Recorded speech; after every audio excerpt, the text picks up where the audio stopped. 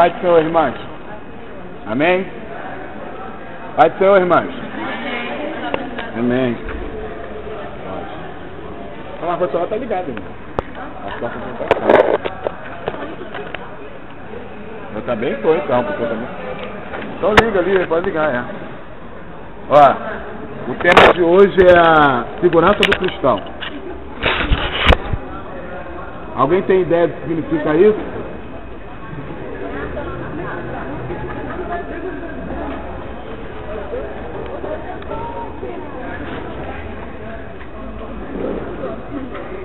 Amém?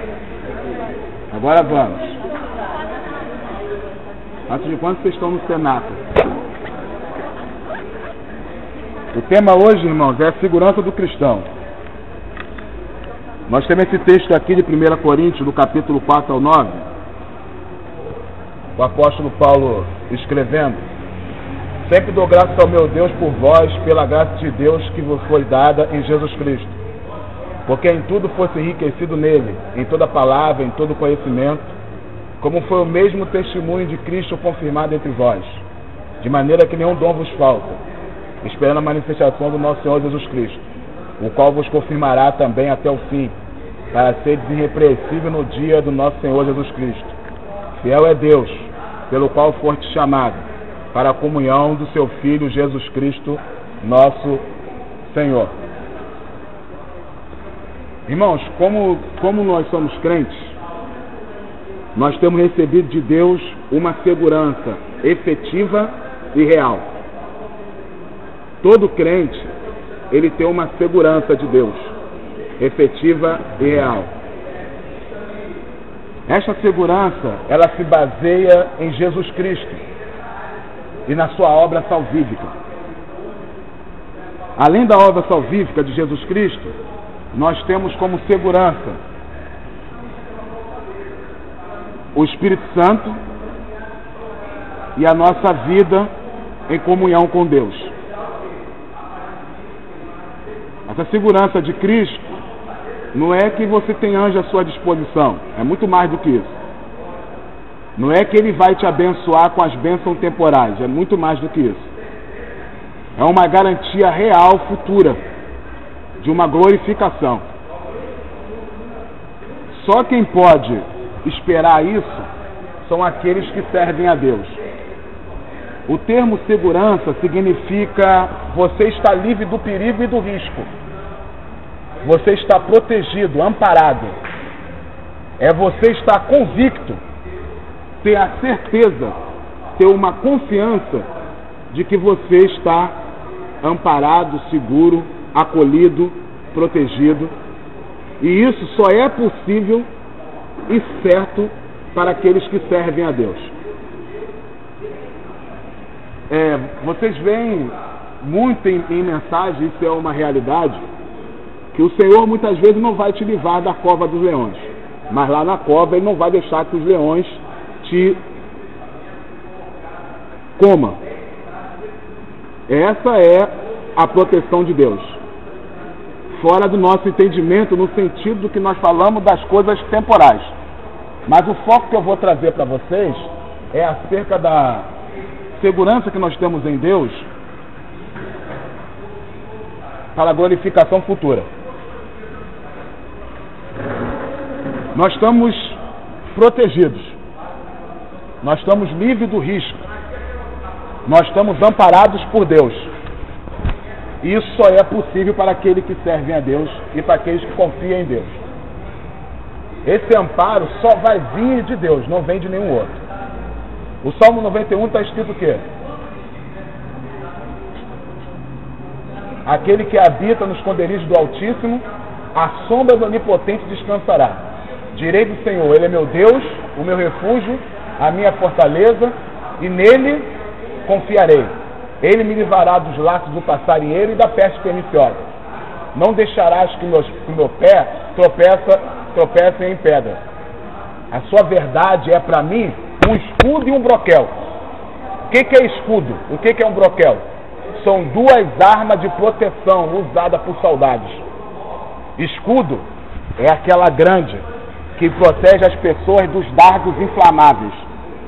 Os soldados, quando iam para campo de batalha, que tinha aquelas primeiras flechas incandescentes, você veja que no próprio Salmo 91 diz que ele vai nos proteger dos dardos inflamáveis do maligno. No texto não tem nada jogado. Tudo tem o seu significado, o seu sentido. Então esse é o primeiro escudo que usa. Quando eles estão no campo de batalha, eles não podem usar esse escudo grande, porque eles não têm mobilidade. Então eles trocam o escudo pelo broquel, que é aquele escudo pequeno, redondo, para que ele possa ter como se movimentar. Usa a espada como arma de ataque, que é a palavra de Deus, e o escudo, que também é a palavra de Deus, como proteção. Lá no livro de Efésios, no capítulo 6, eu já falei isso aqui, não falei isso aqui, mas já falei em outros lugares que eu tenho levado a palavra de Deus. Fala-se muito o que é a armadura de Deus. Existem lugares que existe até uma campanha para você se revestir da armadura de Deus. Não existe isso. A armadura de Deus nada mais é do que uma vida devocional. A armadura de Deus é uma vida devocional. Se você for ler lá em Efésios capítulo 6, o que está escrito lá? Protegendo a cabeça com o quê? Com o capacete da... Abre lá para vocês verem comigo. Vocês vão ver se isso não fala de uma vida devocional. Qualquer pessoa que tem uma vida devocional, ela está revestida da armadura de Deus. Efésios capítulo 6, a partir do versículo 10. O apóstolo Paulo começa dizendo que a nossa luta não é contra a carne nem sangue, mas sim contra os principados e potestades nas regiões celestiais. Ou seja, nós travamos uma guerra aqui, nós agimos aqui numa guerra que é na região celestial. É como se nós tivéssemos canhões e nosso alvo estivesse lá na região celestial. Essa guerra que nós travamos aqui, na verdade, é uma luta também lá na região celestial. É uma coisa interessante. E ele fala assim, ó: portanto, tomai toda a armadura de Deus, para que possa resistir o dia mau. E havendo tudo isso, ficai. Então não adianta só tomar a armadura de Deus, tem que ficar firme. Estais, pois, firme, tendo cingido o vosso lombo com a verdade, e vestido a couraça da justiça. Tem a couraça que o soldado romano vestia, e tinha um cinturão que ele botava para poder segurar aquela couraça. Então ele está dizendo o quê? Que você deve revestir o seu lombo com a couraça da justiça. O que é a couraça da justiça? Andar em justiça. E vestir, botar o cinturão. Ele está, como é que é? Portanto, tomar a armadura de Deus, estáis, pois, firme, tendo cingido o vosso lombo com a verdade e vestindo a couraça da justiça. Entendeu? A couraça, o que vai fazer, que é a tua armadura. Você vai ter uma vida justa. E como é que você tem uma vida justa? É estando cingido de acordo com a verdade de Deus. Não de acordo com a sua verdade. Não de acordo com o seu intelecto. Não de acordo com o que falam, com o que dizem. De acordo com o que Deus escreveu. Quem fala e diz o que Deus escreveu está de acordo com a palavra de Deus. Ele fala: calçado os pés com a pregação do Evangelho. Por que Jesus Cristo nunca tropeçou com os pés deles em pedra? Foi porque ele disse: afasta de mim, Satanás? Não, porque ele sempre estava com os pés calçados com a pregação do Evangelho. E até para Satanás ele falou desse Evangelho. Porque o Evangelho, quando você fala as verdades de Cristo, o Evangelho que é as boas novas, você vê que na tentação, quando Satanás diz para ele que era para ele se jogar do pináculo do templo, o que ele disse? Também está escrito: não tentarás o teu Deus. E é uma verdade do Evangelho. Então, quando você andar no seu dia a dia, você não vai sair por aí enchendo a saco das pessoas, falando toda hora, principalmente quem trabalha. Mas a sua boca, as suas palavras têm que estar temperadas com sal. A sua palavra, o seu entendimento tem que ser de acordo com a palavra de Deus. Entendeu? Cada coisa que você fala, cada coisa que você ensina, ainda que você não cite o versículo bíblico, mas você pode dizer: está escrito. E o diabo sabe onde está escrito. E ele respeita o que está escrito. Todos os conflitos, todas as questões humanas estão na questão dessa. não segue o que está escrito na palavra de Deus. Se nós obedecêssemos a palavra de Deus, Deus deu a palavra de Deus para que houvesse comunhão. Não vai ter comunhão se não tiver a palavra de Deus. Porque ninguém vai ser comum. Porque cada um pensa uma coisa. Como posso eu, diferente de você e de você, conviver contigo e nós pensarmos a mesma coisa? Se nós seguimos a palavra de Deus. Ela é mestra, ela está acima de tudo. Então, quando há os conflitos nos lares, na igreja, no trabalho, não sei o quê, é porque não se cumpre a palavra de Deus. Porque quando ambos cumprem a palavra de Deus, ainda que essa seja a minha vontade e essa e a sua vontade seja outra, nós vamos fazer com a palavra de Deus porque ela sabe. A palavra de Deus é questão de futuro. Ela é a nossa segurança. Então pense nisso, quando vocês forem aplicar qualquer coisa ou dizer qualquer coisa. E aí segue o texto, eu não vou falar mais por causa que nós temos pouco tempo. Então, o Salmo 125 também fala a respeito de que só em Deus nós temos segurança. O que está escrito no Salmo 125? Quem achar pode ler.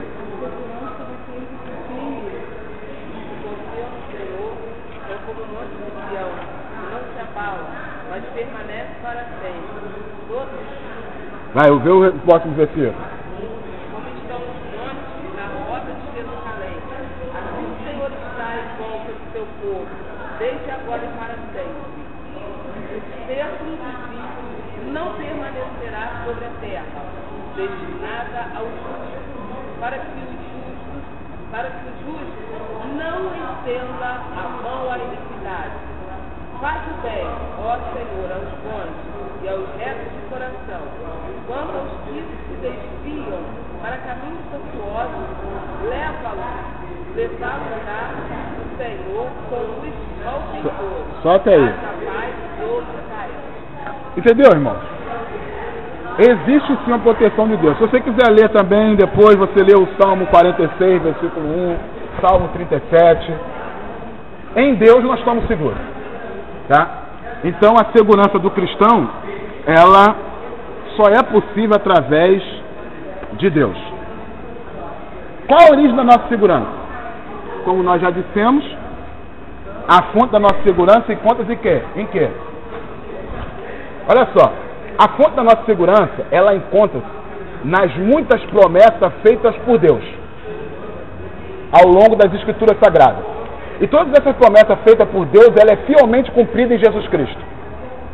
Por isso que o apóstolo Paulo, no livro de 1 Coríntios, no livro de 2 Coríntios, no capítulo 1, versículo 20, ele diz que todas quantas promessas são de Deus, está em Cristo Jesus. Nela se cumpre em Cristo. São por Ele o sim e por Ele o amém. Todas as promessas de Deus,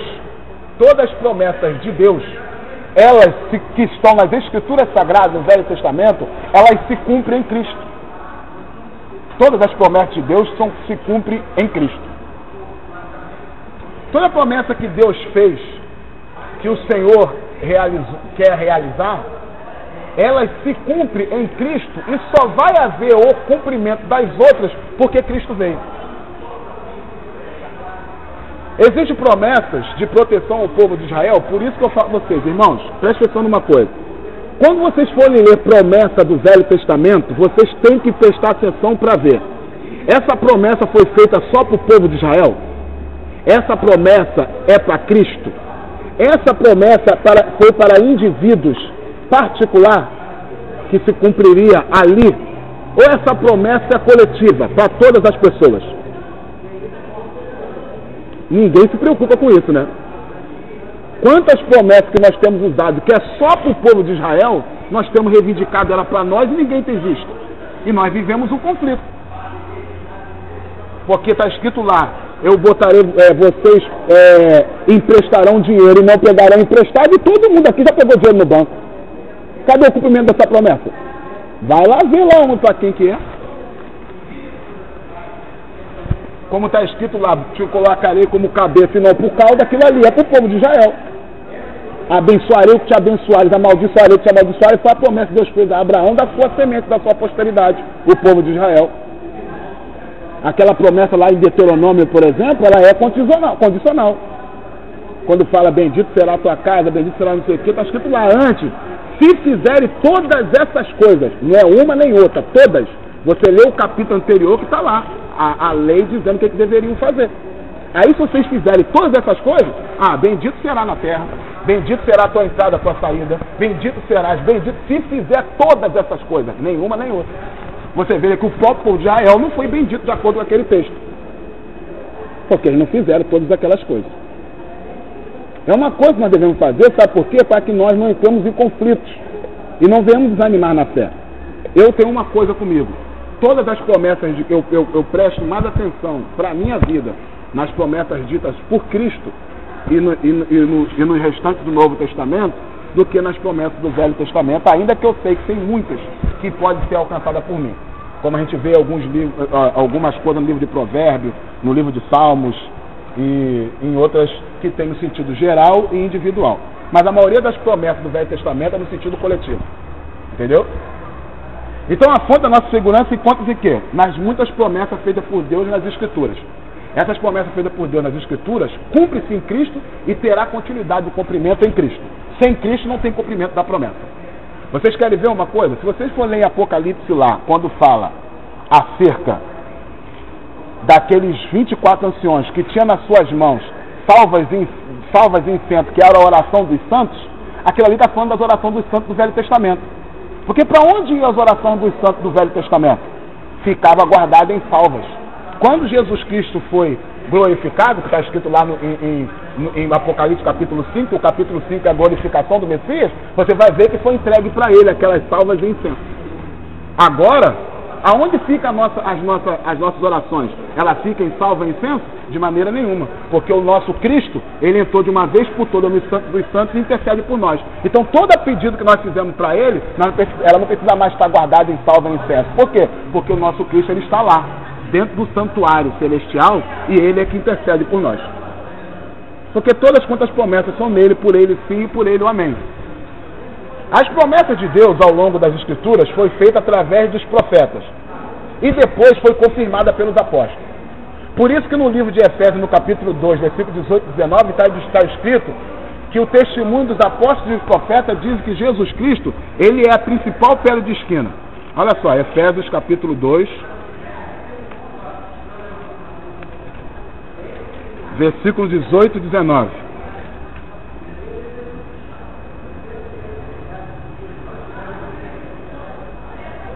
Porque por ele, ambos temos acesso ao Pai, em um mesmo Espírito. Assistirá no juízo, porque os ímpios não subsistirão no juízo. Estão acompanhando comigo não? O Salmo 1, a partir do versículo 5. Nem os pecadores na congregação dos justos. Olha só, irmão, presta atenção. Porque o Senhor conhece o caminho do justo, mas o caminho do ímpio perecerá. Esse caminho do ímpio vai chegar ao ponto dele acharem que pode matar o cordeiro. Qual é o salmo que vem depois? A rebelião dos ímpios e a vitória de Cristo. Vê se não aparece um texto só, diz assim, ó. Porque se amontinam as nações, para o quê? E os povos imaginam coisa vã. E os reis da terra se levantam. E os príncipes se ajuntam e maquinam contra o Senhor. Mas o Senhor vai rir deles. É um texto só, irmão. Porque essa é a vontade do Espírito de Deus. Aí você vai vendo ali no Salmo, você vai ver que dentro do livro de Salmos, como tem lá o Salmo 32, Salmo 38, Salmo 51, Salmo 130, fala do quê? De perdão. Se nós na nossa caminhada precisamos de perdão. Irmãos, e como termina o livro de Salmos? Olha ali, olha, final do livro de Salmos. Salmo 146, Salmo 147, Salmo 148, Salmo 149, Salmo 150. Como é que ele começa? Louvai o Senhor, louvai o Senhor, louvai o Senhor, louvai o Senhor, louvai o Senhor. Como é que vai ser o fim da nossa jornada? Louvando ao Senhor, porque nós vamos ter glória da parte de Deus. Não tem nada jogado na Bíblia. E todo ser humano convertido por Deus tem capacidade de entender a Escritura. Se não tiver, Deus é mentiroso, porque Ele disse que daria entendimento a todos. Um mais e outros menos. Então nós temos que meditar na palavra de Deus para que nós possamos entender as Escrituras. Entendeu? Agora sim, para que nós sejamos uma grande árvore, nós temos que e para ser conhecido como árvore, nós temos que produzir bons frutos. Agora sim, a árvore é conhecida pelos seus frutos. Mateus capítulo 7, versículo 15, versículo 20. Mateus capítulo 12, versículo 33 e 34, está dizendo que a árvore é conhecida pelos seus frutos. E que frutos são esses? Frutos espirituais. Frutos dignos de arrependimento. Por que que os fariseus viviam na casa de Deus, tinham o nome de povo de Deus, mas não era povo de Deus? O próprio João Batista disse: vocês não produzem frutos dignos de arrependimento. Então, irmão, tira essa lição para nós. Não adianta a gente se gloriar e dizer: temos por pai Deus. Porque Deus, se quiser, até essa madeira pode citar um filho para ele. Produzir, pois, frutos dignos de arrependimento. Digno da pessoa que se arrependeu e frutos que geram nas outras pessoas arrependimento. Por isso que eles não entendiam. Aí dá para entrar aqui sobre os elementos do fruto, mas não dá tempo. E quais as bênçãos de se dar bons frutos? É que nós teremos no final uma vida triunfante. Veja, seremos como árvore plantada junto ao ribeiro de água mesmo. E até na velhice nós daremos bons frutos. Amém, irmãos? Jesus abençoe vocês, tá?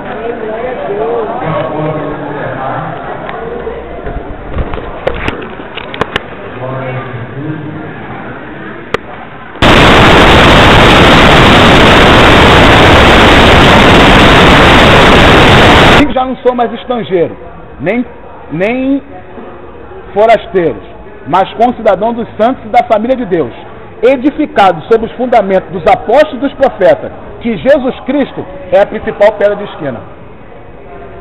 Por quê? Porque todas as promessas feitas pelos profetas apontavam para Cristo. Todos os ritos do Velho Testamento apontavam para Cristo. E agora essas promessas que foram apontadas em Cristo foi cumprida nele e foi confirmada pelos profetas, pelos apóstolos.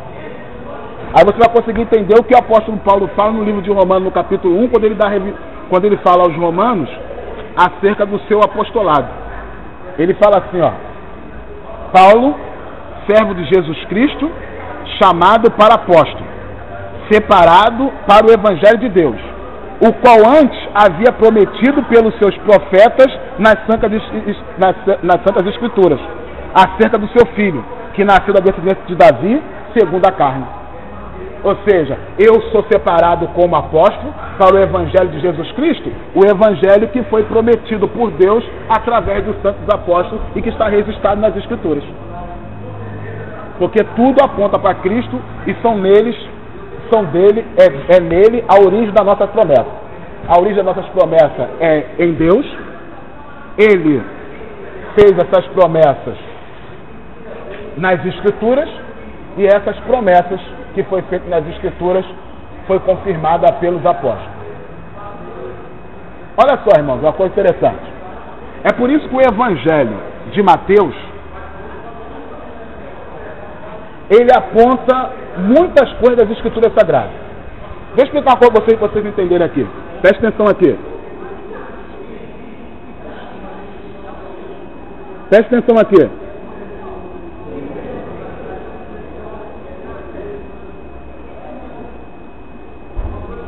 Obrigado. Preste atenção aqui numa coisa, olha só. É necessário que vocês estudem e queiram aprender o porquê que foi escrito cada livro da Bíblia. Por que o apóstolo Paulo escreveu aquela carta para Efésios? Para os cristãos de Éfeso. Qual era o motivo? Quais eram os problemas que tinha ali e as virtudes? O que levou ele a escrever aquela carta? Aquela carta foi um pedido de alguém? Aquela carta foi alguém reivindicando algum direito? Nós devemos pensar nisso. Por exemplo, os evangelhos, o evangelho de Mateus foi escrito para os judeus. O evangelho de Marcos foi escrito para os romanos. O evangelho de Lucas foi escrito para os gregos. O evangelho de João foi escrito para a igreja. No evangelho de Mateus, você vai ver o escritor Mateus confirmando isso que eu estou dizendo. Que todas as promessas que havia no Velho Testamento são por Cristo sim e por ele o amém. Se você for olhar o evangelho de Mateus, por exemplo, o traço principal do evangelho de Mateus é a sua contínua referência ao Antigo Testamento. Mateus vai apresentar Jesus como rei e Messias, escrito para os judeus. Rei, que era os judeus esperavam, e Messias, o ungido que também eles esperavam. Por isso que no livro de Mateus tem muitos sermões. São os sermões de Jesus. Porque um rei, ele se assenta acima do povo, como ele sentou no monte, porque está lá o Sermão do Monte, para poder ensinar o seu povo. Então, no livro de Mateus tem vários sermões. No livro de Marcos quase não tem sermão, porque apresenta Jesus como um servo perfeito. E o servo, ele não ensina, ele faz, ele age. Por isso que no livro de Marcos é o livro que tem maior quantidade de milagres, é no livro de Marcos. Você vai ver no livro de Marcos, por exemplo, dizendo que o Espírito Santo imediatamente levou ele. E Jesus imediatamente foi lá, porque é a resposta de um servo. Quando o Senhor dá uma ordem, o servo fala o quê? Prontamente, imediatamente. Então, na maioria, muitas vezes, antes de cada ação de Jesus, está escrito imediatamente, prontamente, rapidamente, porque ele era servo. No Evangelho de Lucas, por exemplo, Jesus é apresentado como um homem perfeito, foi escrito para os gregos. Então você vai ver ali o Cântico de Maria, o Cântico de Zacarias, porque os gregos amavam a filosofia, o conhecimento e adoravam o ser humano perfeito. Então é apresentado como um homem perfeito. Já no Evangelho de João, Jesus é apresentado como Deus. Por isso não tem genealogia, porque Deus não tem genealogia. Por isso que no Evangelho de João, a maioria dos discursos de Jesus é tratado tete a tete, no particular. Com Nicodemo foi no particular, com a mulher samaritana foi no particular, lá no Apêndice de Salomão foi no particular. O capítulo 13, 14, 15, 16, 17 de João é Jesus sozinho com os seus discípulos, porque Deus trata com a gente particularmente. Você veja como nós perdemos muita coisa quando nós não nos dedicamos a estudar as Escrituras Sagradas. E está aqui o Evangelho de Mateus, que ele vai demonstrar claramente que todas as promessas que são de Deus são em Cristo. Por ele sim e por ele o amém. Por quê? Porque as passagens de Jesus registradas no livro de Mateus, se eu tivesse tempo, eu ia dizer cada uma delas, que cumpre as Escrituras. Você vai ver que o Mateus ele escreve, isso foi assim para que se cumprisse o que foi dito pelo profeta tal. Isso foi assim para que se cumprisse o que foi dito pelo profeta tal. Isso foi assim para que se cumprisse o que foi dito pelo profeta tal. Então vocês vão ver a profecia de Isaías do capítulo 7, versículo 14, de que Jesus nasceria de uma virgem. Mateus registra isso em Mateus 1, 23. A profecia de Oséias, de que o Jesus seria chamado do Egito. Mateus escreve isso em Mateus capítulo 2, versículo 15. Mas o que eu quero, tem outras profecias, mas o que eu quero destacar para vocês aqui é a profecia de Isaías, do capítulo 9, versículo 1 e 2, de que o povo que estava nas trevas, eles viriam uma grande luz. E isso Mateus faz questão de registrar em Mateus capítulo 4, versículo 14 a 16. Uma outra profecia que é muito importante nós prestarmos atenção é o que Isaías fala em Isaías 53, que Jesus Cristo levaria nossas feridas e por suas pisaduras nós seríamos sarados. Mateus ele fala isso quando Jesus curou a sogra de Pedro, como está lá em Mateus capítulo 8, versículo 14 e 17. E uma outra interessante é a profecia de Asaf, que está no Salmo 78, de que o Senhor Deus, olha só, de que o Senhor Deus ensinaria ao povo em parábolas coisas ocultas desde a fundação do mundo, que nunca foi revelado. E aí você vai ver Mateus registrando isso acerca de Jesus Cristo, que esse cumprimento foi Jesus Cristo. Porque Jesus Cristo abria em parábola e nada falava sem parábolas para se cumprir o que foi dito nas Escrituras. Que o Senhor abriria em parábolas coisas que estavam ocultas desde a fundação do mundo. Então todas as promessas são feitas, são quem? Toda a segurança que nós temos estão nas promessas de Deus. Estão registradas nas Escrituras, tem o seu cumprimento e se cumpre em Cristo Jesus. Jesus ele é a fonte da nossa segurança, mas, irmãos, tem como operador o Espírito Santo. Presta atenção aqui, irmãos.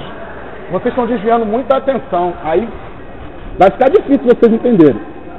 Porque o escritor da revista ele escolheu um tema muito sério, totalmente teológico. E talvez vocês não tenham a oportunidade de ouvir o que eu estou dizendo aqui de novo. Pode ser que ouça até melhor. Pior, mas igual não vão ouvir. Isso é certo. Porque ele mesmo escreveu as coisas que eu estou colocando aqui. Nada, nem perto. Então eu tenho ousadia para dizer. Ele falou algumas coisas. E eu estou trazendo o máximo que dá para trazer nesse tempo que nós temos. Então olha só, a fonte da nossa segurança está em Deus. foi prometida nas Escrituras, através dos profetas, foi cumprida em Cristo, confirmada pelos apóstolos e operada pelo Espírito Santo. Deu para entender? Por isso nós temos que prestar atenção, porque eu já venho desenvolvendo o assunto desde agora para chegar aqui, nessa parte do Espírito Santo. Então a fonte da nossa segurança está em quem? Em Deus. Como é que você sabe que você está seguro? Por causa das promessas feitas por Deus nas Escrituras. Essas promessas se cumpriram em Cristo e continuam se cumprindo. Porque todas quantas promessas há de Deus são em Cristo sim e por Ele o amém. Essas promessas foi confirmada pelos apóstolos. Mas por que foi confirmada pelos apóstolos? Porque houve a operação do Espírito Santo. Porque quem foi que fez o milagre em Maria? Foi pela operação do Espírito Santo. Quem capacitou o Filho? Quem o ressuscitou dos mortos? Quem enviou os discípulos? Quem capacitou os discípulos? Quem convence o homem do pecado, da justiça e do juízo? Quem o converte? Quem o transforma? Quem faz a infusão de vida na vida dele? Quem o ressuscita? Quem o transforma? Quem o dá a garantia de vida? É o Espírito Santo. Entendendo isso, você vai conseguir entender Romanos capítulo 8. E nós vamos ler ele agora. Abra comigo aí, Romanos capítulo 8.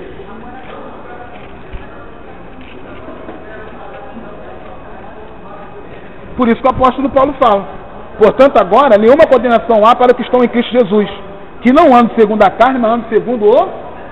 Olha, eu estou em Cristo Jesus ou estou no Espírito? Eu ando conforme Jesus ou ando conforme o Espírito? Porque a operação é do Espírito Santo, que não anda segundo a carne, mas anda segundo o Espírito. Porque a lei do Espírito é vida em Cristo Jesus. Me livrou da lei do pecado e da morte. Porquanto que era impossível a lei, visto que estava enferma pela carne, Deus enviou o seu Filho em semelhança de carne de pecado, e pelo pecado condenou o pecado na carne, ao cumprimento da promessa de Deus, que foi em Cristo, para que a justiça da lei se cumprisse em nós, que não andamos segundo a carne, mas segundo o Espírito. Porque os que andam segundo a carne inclinam-se para a coisa da carne, mas os que andam segundo o Espírito inclinam-se para a coisa do Espírito. Porque a inclinação da carne é morte, mas a inclinação do Espírito é vida e paz. Porquanto a inclinação da carne é inimizade contra Deus, e não está sujeita à lei de Deus, e nem em verdade pode ser. Portanto, que estão na carne não podem agradar a Deus. Vós, porém, não está na carne, mas no Espírito, se é que o Espírito de Deus habita em vós. Mas se alguém não tem o Espírito de Cristo, esse tal não é dele. Veja que agora ele fala que o Espírito que nós devemos andar é o Espírito de Cristo. Você não vê aí, você vê poucas vezes o termo usado, tudo na vida dele vai dar certo por causa da sua estabilidade financeira. Ou porque ele é funcionário público, ou porque ele trabalha numa multinacional. Irmãos, quem poderia imaginar 20 anos atrás que essas estatais todas seriam privatizadas? Quem poderia imaginar 20 anos atrás que as empresas como Parmalat, Varig, GM, elas iriam falir? Porque quem te dá o sustento é Deus, não é estabilidade financeira. É Ele que nos dá a riqueza para que nós possamos gozar dela. Eu não estou dizendo aqui que Deus não quer dar riqueza para o seu povo. Claro que Ele quer dar riqueza para o povo dele, porque no livro de Eclesiastes várias vezes está escrito assim, ó, que é bom que o homem goze de todo o bem que ele recebe do Senhor, porque isso é dom de Deus. Livro de 1 Timóteo, capítulo 6, versículo 17, está escrito assim, ó: mande os ricos deste mundo que não sejam altivos, e nem põe a esperança na incerteza da riqueza, mas em Deus, que dá abundantemente a todos, para que delas gozamos. Bota a sua confiança em Deus, que te dá riqueza, te dá muito mais do que você tem pedido ou pensado. Bota nele, Ele nos dá nele, para que nós possamos abundantemente gozarmos daquilo que Ele está dando. A sua confiança está em Deus. E aí, se a confiança está em Deus, não adianta, vem mesmo. Nem porque Ele sabe, Ele é preso à riqueza. Eu não preciso estar nem me preocupando não dar para Ele, que Ele não vai me largar por causa do dinheiro. O Deus dele não é mamão, o Deus dele é o Senhor. Então eu dou para Ele poder gozar e glorificar o meu nome. Mas se o teu Deus é mamão e Ele te ama e não quer te perder, Ele não vai dar. Porque mais importante que a tua vida financeira é a tua vida espiritual. E essa Ele vai cuidar primeiro. Pense sempre nisso. Por que os homens têm fracassado? Porque os homens, Eles têm colocado a confiança deles na força do sistema. O Salmo 20, no versículo 7, está escrito assim, ó: uns confiam em carros e outros em cavalos, mas nós fazemos menção do nome do Senhor. Uns se curvam-se e caem, mas nós nos levantamos e estamos de pé. Irmãos, vou falar uma coisa para vocês. Isso tem sido erro de nações ao longo dos séculos. Colocam a sua confiança na força do sistema. Quem poderia imaginar que no dia 11 de setembro os Estados Unidos seria atingido no seu local de maior honra, de maior soberba, e no seu local onde eles achavam que seriam invioláveis, foi justamente lá que eles foram atingidos. Porque se o Senhor não guardar a cidade, em vão vigia o sentinela. É Deus que protege o povo na face da terra. Não é força bélica, é Deus. Você quer ver uma coisa, irmãos? Possa ser até que eu esteja errado, depois o Doriato me corrige. O Brasil possui os soldados mais bem preparados do mundo, não os mais bem aparelhados, os mais bem preparados. Me fala uma guerra que o Brasil entrou, a não ser os tratados de paz, e esse caso do Haiti agora há pouco tempo. Vou dizer duas coisas porque o Brasil não entra em guerra. Primeiro, porque Deus é grato. Deus é grato com aquela nação que é grata à nação dele. O Senhor disse a Abraão: de ti farei uma grande nação, e abençoarei os que te abençoarem, e amaldiçoarei os que te amaldiçoarem. Quem deu o voto Minerva para que Israel fosse reconhecido como nação foi o Brasil. Sabe por que o Brasil não entra em guerra? Porque Deus separou essa nação aqui para evangelizar o mundo. A palavra de Deus diz: bem-aventurada a nação cujo Deus é o Senhor, e nenhuma nação na face da terra envia mais missionários por campo do que o Brasil. É por isso que o Brasil é protegido por Deus. Não adianta você querer ser igual aos Estados Unidos, não, meu irmão. A mão do Senhor está aqui. Os Estados Unidos está devastado de heresia, e o Brasil está cheio de avivamento. O poder de Deus está aqui dentro. Pessoas sendo curadas, sendo libertas. É o reino de Deus na face da terra. E uma das maiores demonstrações disso é no Brasil. É por isso que o Brasil não entra em guerra. É por isso que o Brasil não entra em guerra.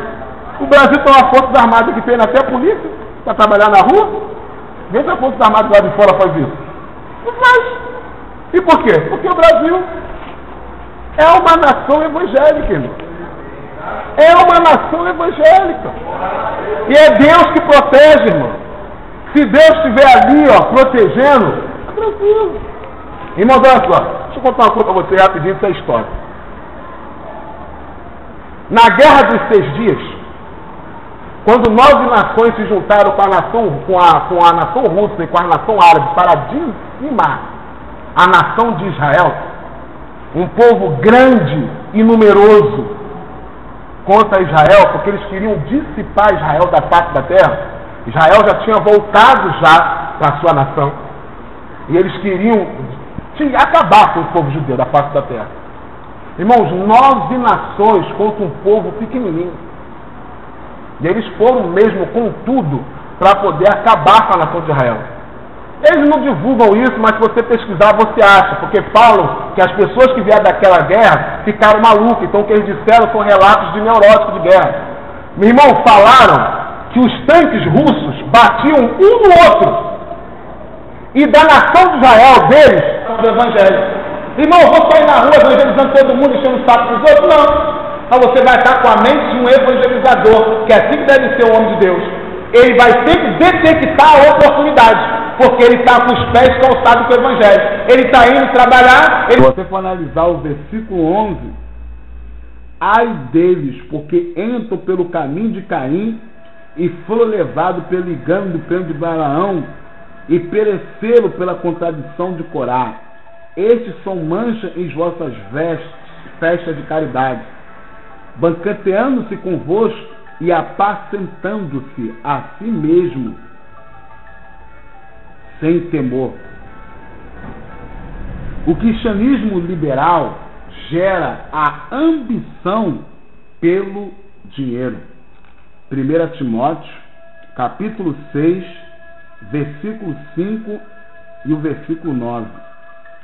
1 Timóteo, capítulo 6, versículo 5 e o versículo 9. Contenda de homens corruptos de entendimento e privados da verdade, cuidando que a piedade seja causa de ganho. Aparta-te dos tais. Versículo 9. Mas os que querem ser ricos caem em tentação e laço, em muita concupiscência loucas e nocivas, e submerge a homens na perdição e ruína. Submerge os homens na perdição e ruína, porque o amor do dinheiro é a raiz de toda espécie de males. E nessa cobiça, alguns se desviaram da fé, se transpassando a si mesmo com muitas dores. Filipenses, capítulo 3, versículo 17 e o versículo 18. Filipenses, capítulo 3, versículo 17 e o versículo 18. Sede também meus imitadores, irmãos, e tende cuidado, segundo o exemplo que tem de nós, pelo que assim ando, porque muitos há, dos quais muitas vezes vos disse, agora também digo, chorando, que são inimigos da cruz de Cristo. O fim deles é perdição, o Deus deles é o ventre, e a glória deles é para a confusão deles mesmos, que só pensam nas coisas terrenas. Também o cristianismo liberal leva-nos à cobiça pelo sexo. 1 Pedro, capítulo 2, versículo 1, o versículo 14 e o versículo 19. 1 Pedro, capítulo 2, versículo 1, versículo 14 e o versículo 19.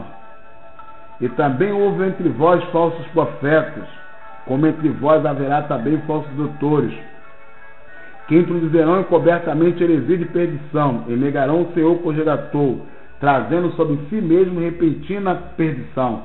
Versículo 14. Tendo os olhos cheios de adultério, e não cessando de pecar, enganando as almas inocentes, tendo o coração exercitado na avareza, filhos da maldição. Versículo 19. Prometendo liberdade, sendo eles mesmos servos da corrupção, porque de quem alguém é vencido, de tal se faz também servo. 1 Coríntios, capítulo 10, versículo 8. 1 Coríntios, capítulo 10, versículo 8. E não nos prostituemos, como alguns deles fizeram, e caíram num dia 23 mil. O caráter cristão, ele deve ser pautado no caráter de Deus, nos 10 mandamentos, no Sermão do Monte e em todas as Escrituras. O Salmo 99, versículo 3, diz que o caráter cristão, ele deve ser pautado pelo caráter de Deus. Salmo 99, versículo 3. Louvem o teu nome, grande e tremendo, pois és santo. Salmo 116, versículo 5. Salmo 116, versículo 5. Piedoso é o Senhor e justo, o nosso Deus tem misericórdia. Jeremias 10, 10. Jeremias, capítulo 10, versículo 10. Mas o Senhor Deus é a verdade, Ele mesmo é o Deus vivo e o Rei eterno. De seu furor treme a terra, e as nações não podem suportar sua indignação. Mas o Senhor Deus é a verdade. Ele mesmo é o Deus vivo. O caráter cristão, ele também deve estar pautado nos 10 mandamentos. Êxodo, capítulo 20. O caráter cristão deve estar pautado nos 10 mandamentos. Dos 10 mandamentos, 9 fala sobre questões éticas e morais. E um mandamento, que é o 4º, fala de questão civil e cerimonial. De todos os itens dos 10 mandamentos, todos eles se repetem no Novo. Só o 4º mandamento que não repete no Novo. Então o cristão também pode pautar o seu caráter pelos 10 mandamentos. Êxodo capítulo 20. Então falou Deus todas as palavras dizendo: Eu sou o Senhor, teu Deus, que te tirei da terra do Egito, da casa de servidão.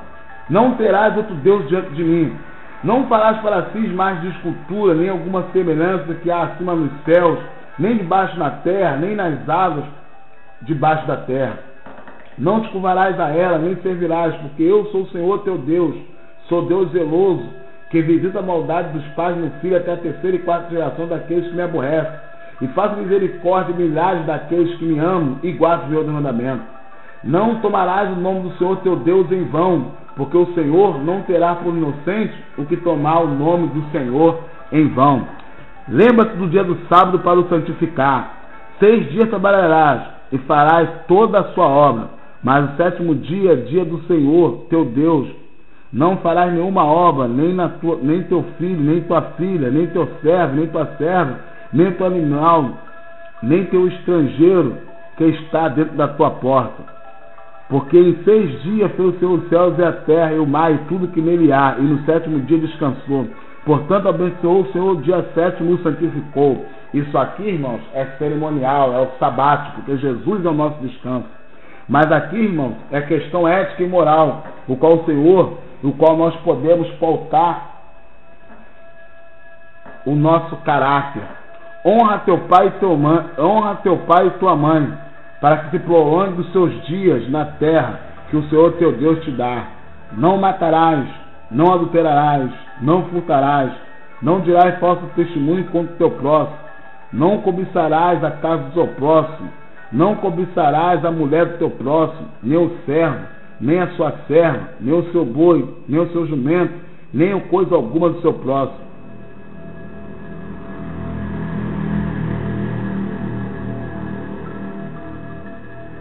Nisso, irmãos, deve estar pautado o caráter cristão. O caráter cristão deve estar pautado no Sermão do Monte. Vamos ler lá Mateus capítulo 5, do 17 ao 28. Mateus capítulo 5, do 17 ao 28.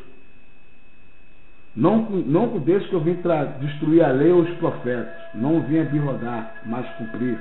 Porque em verdade vos digo que até que o céu e a terra passem, nem um jota ou um tio se eu me tirar da lei, sem que tudo seja cumprido. E o caráter cristão, ele deve estar pautado em todas as escrituras. Livro de 2 Timóteo, carta de Paulo a Timóteo, 2ª carta de Paulo a Timóteo, capítulo 3, versículo 16 e o versículo 17. 2ª carta de Paulo a Timóteo, capítulo 3, versículo 16 e o versículo 17.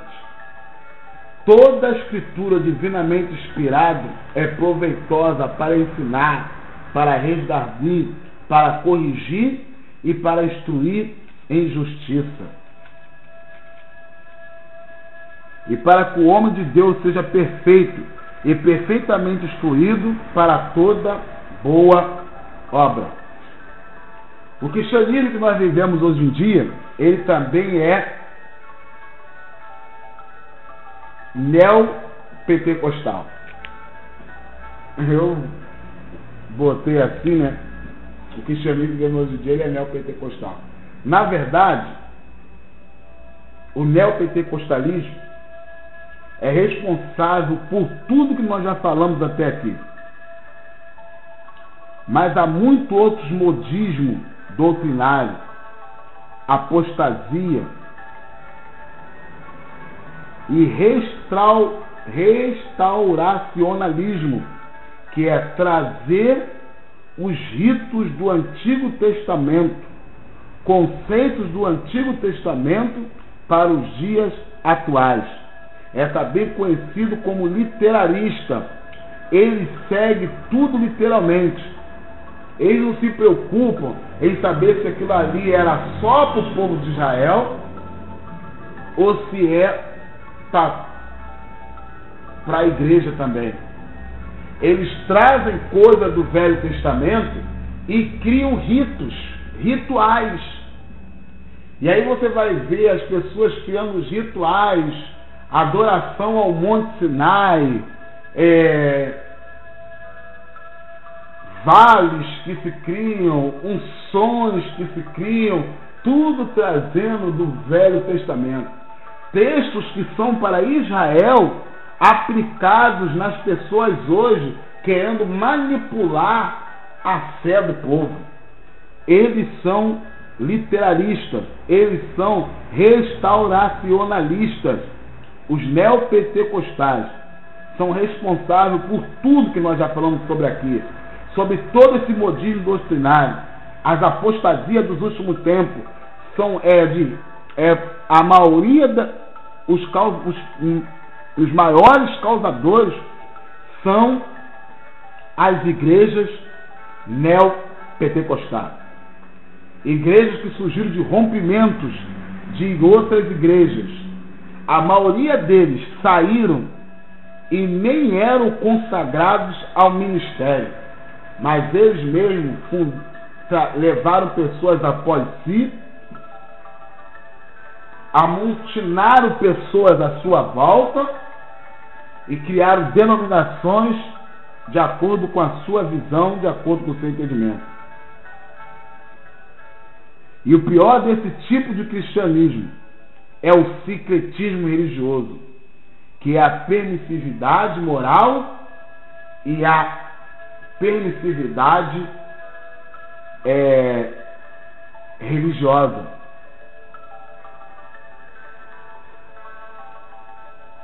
As igrejas neopentecostais, elas agem através de secretismo. Irmão, muitas igrejas aí têm usado ações de candomblé, da igreja católica, superstições, misturado com o evangelho. Misturando tudo isso com o evangelho. E isso, irmãos, infelizmente, é uma realidade. Uma outra coisa que vai ver nas igrejas neopentecostal é que elas têm um cristianismo da secularização. Secularização da igreja é o modo como esta vive e age e acomoda-se aos padrões do mundo. Daí eles pervertem o ensino bíblico, o Calvário não é mais pregado, abandonam o que é santo e utilizam a fé com fim excluso e se adotam de ideias contrárias à sua doutrina. A secularização entra em nosso meio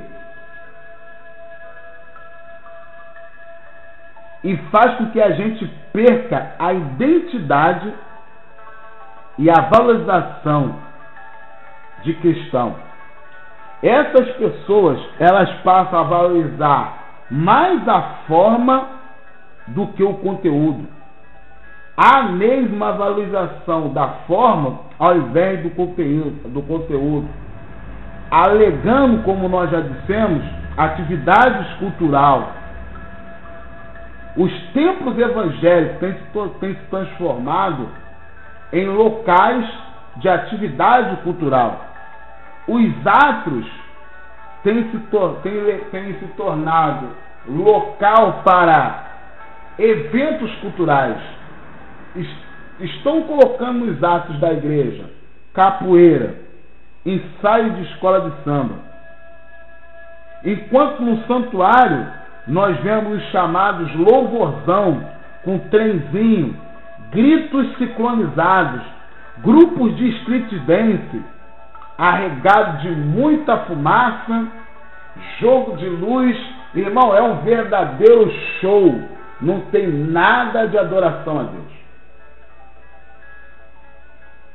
Precisamos de mudanças radicais. E sobre isso eu vou falar numa outra oportunidade. Eu quero agradecer a Deus pela oportunidade de estar dando essa palavra. E creio que essa palavra ela vai ser ouvida, não escutada. E que ela entrará em muitos corações para a reflexão de muitas pessoas.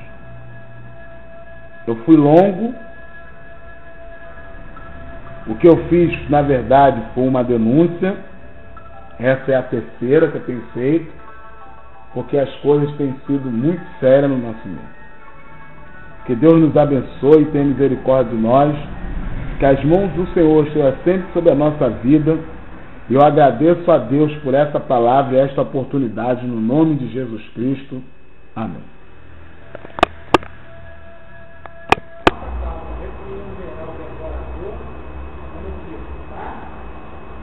Espírito Santo.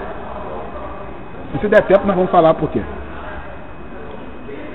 Qual a natureza da nossa segurança?